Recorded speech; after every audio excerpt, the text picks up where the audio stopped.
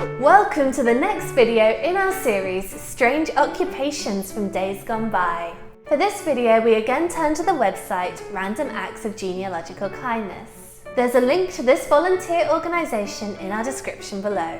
Let's begin with... Rack Maiden. Not quite as glamorous, I'm afraid. A rack maiden was a girl employed in the tin mines of Cornwall. She would dress the ore, which would mean separating the valuable minerals so that they could be smelted. A rattener. Would you care to have a guess? A rat catcher? Correct! Yay! 1 point. Un point. This is an 1851 picture of Jack Black, a rat catcher. Keeping the rat population under control was practiced in Europe to prevent the spread of disease, most notoriously the Black Death, and to prevent damage to food supplies. Rattlewatch. Rattlewatch is a slang term for a city watchman. Reaper. Don't fear the Reaper, it's not the grim sort. He's just someone bringing in the harvest. Other terms for reapers are sickleman and tasker. Riddler. No, not the villain from Batman. A riddler was another term for a wool stapler. This was someone who purchased wool, sorted it, and then sold it on to textile and clothing manufacturers. Rubbisher. Somebody who's rubbish at his job? Not necessarily. A rubbisher was a quarry worker who sorted the smaller stones. An alternative name was a rubbler. Oh, I prefer the name rubbler. Me too. Say weaver. Weaver. No, you don't have to say weaver. Say weaver is a job term. Oh. A say weaver was somebody who worked in the textile industry.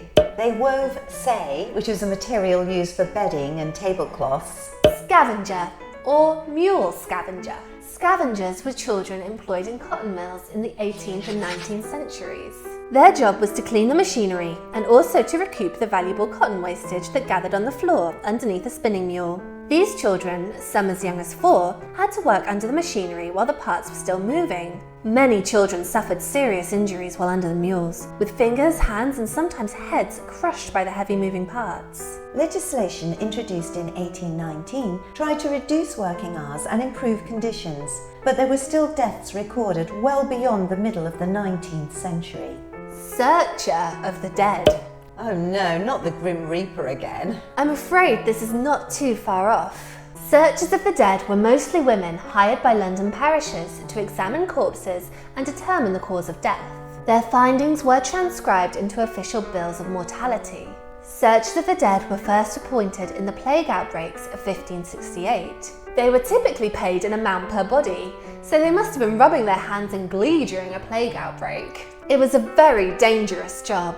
Searchers were required to live as far away from others as possible, to practice indoors, and to hold white sticks to warn others about their dangerous occupation. In general, poor old women who did not care for others in some other form, such as midwifery, were assigned the job of searching. This is a picture of St Athelyn's Church, Watling Street, London. A goodwife Patson worked there in the late 1500s and worked alongside others like Mother Bamford and goodwife Hubble. Widow Hubble, who was also a midwife of St Athelyn Budgerow, was especially regarded by the parish and ultimately established a rental agreement for a house that was owned by the church. Let's hope she wasn't still doing the midwifery at the same time she was searching. A secret springer. A secret springer is someone who made watch springs. Sewer hunter. Surely not. A sewer hunter was a scavenger who searched the sewers looking for valuable objects. These might include scrap metal or other materials that can be sold for a profit. These were typically seen in 19th century Britain. Ew.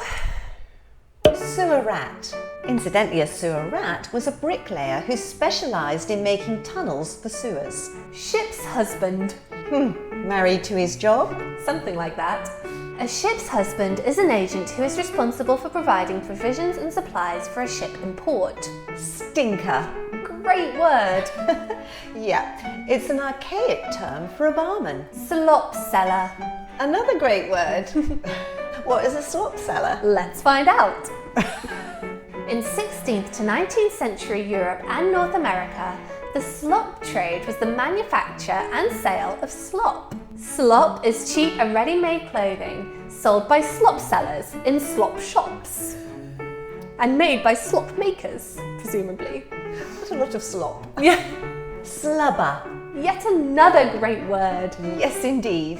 A slubber worked in the textile industry, preparing the yarn for spinning. A slub in textiles production refers to thickened areas of a fibre or yarn. Slubbed or slubby fabric is woven from slubby yarn, which has a very variable diameter. This open weave cloth shows extremely slubby warp and weft threads. A slubber duffer. They removed empty bobbins from the loom spindles after the slubbings were removed. So, what job would you choose to do out of the ones we've just mentioned? And which one would you certainly not wish to do? Thank you so much for watching. If you've enjoyed this video, then why not give us a like? And hit subscribe to follow us on YouTube.